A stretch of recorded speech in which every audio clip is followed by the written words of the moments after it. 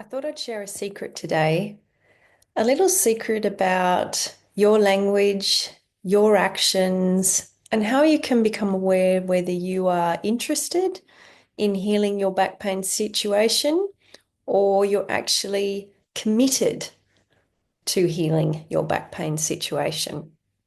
Because I see two types, and there's no judgment on the two types.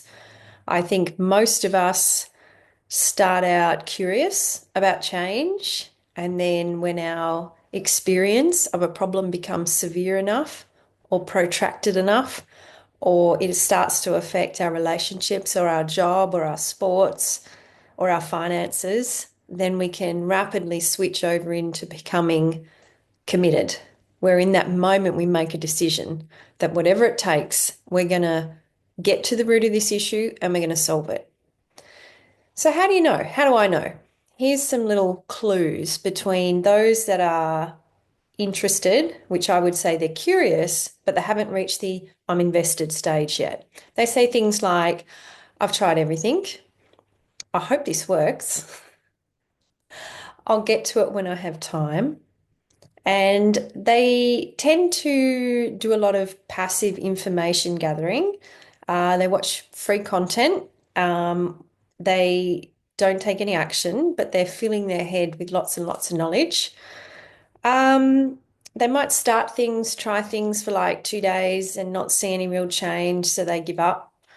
And they usually blame external factors like their age or their disc. There's somehow their disc is different to everyone else's, and it can't be healed. There's so many psychological undertones to back pain. As you know, if you're listening, you've experienced some of it. They might blame it on a lack of time. They might blame it on a lack of money if they're needing to invest in something that's going to help them shift the problem. They're easily discouraged when there's a flare up.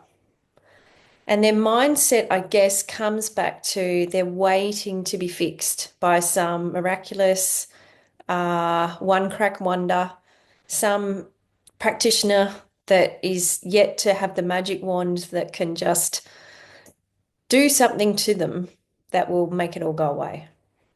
And for many who are into the 3 months phase of back pain, that's just delusional.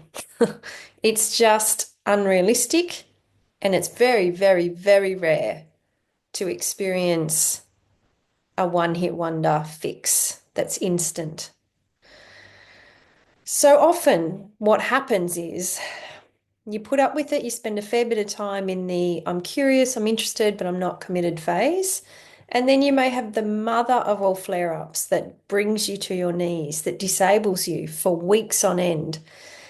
And the external environment, the pain, all of it is just enough to make you crack into decision mode. You, in a moment, you decide, I'm not putting up with this, no more.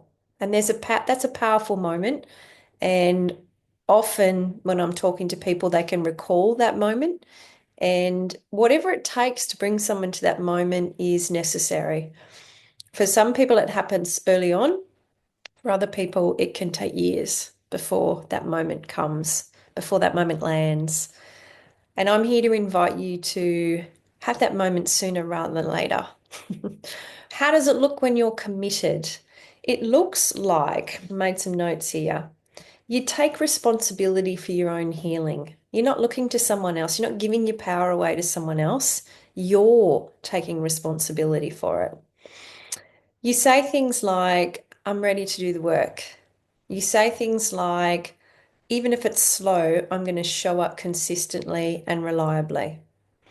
You say things like, what else can I learn about this situation? What else can I learn or explore about myself? You come to this place of understanding.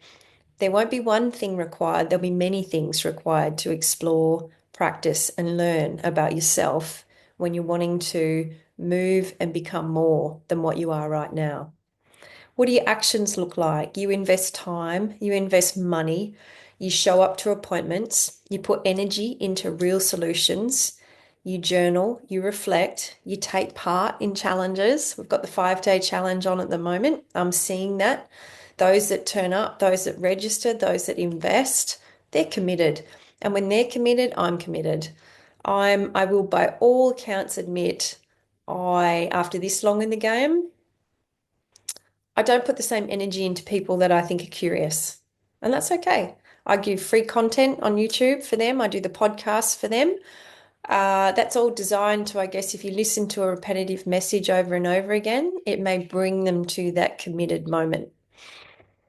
But when they sign up, when they enroll, then I'm all in because they're all in. And that level of matching energy to me is a really important way to protect myself from not burning out. And often, I'm sure many therapists will agree, sometimes as therapists, we put more energy into seeing people heal than that person is putting into themselves.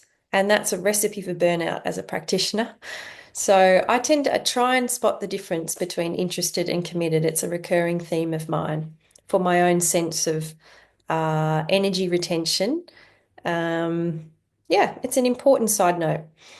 What else does a committed person do? They shift their language from fear to empowerment. They ask questions and they lean in when things get hard. They don't dump everything at the first sign of a flare up. In fact, when there's a flare up, they become more curious, more present, and more able to lean in and sit with whatever's coming up.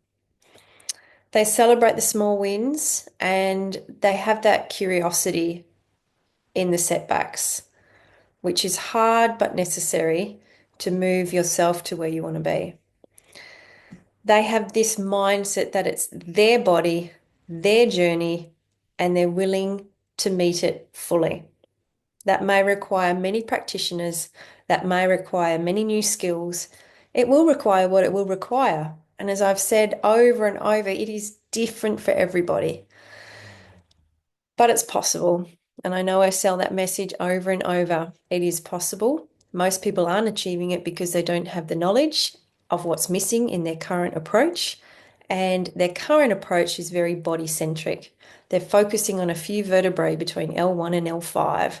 They're focusing on the drugs they can take, the needles they can have, and the surgeries that are available, rather than addressing how they're thinking about the situation, how they're feeling about the situation, and how they're moving around the pain. And that's truly what a holistic approach is all about. So, yeah, sit with yourself on that one. And as always, please share. Please let me know that you're getting some benefit from these recordings. I do put time, I do put energy because I truly, truly see people suffering that I feel don't need to be.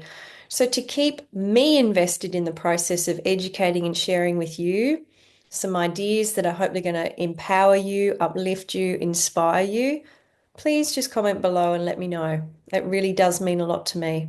And I'd like you to know, we're all in this together. The back pain journey is a long, hard, slow slog for some, and join those around you that are going to believe you can make it to the other side.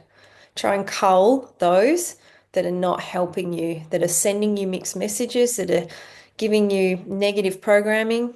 You've got to protect your headspace and you've got to surround yourself in people who emotionally can weather and hold your inevitable ups and downs. It's important. Hope that helped.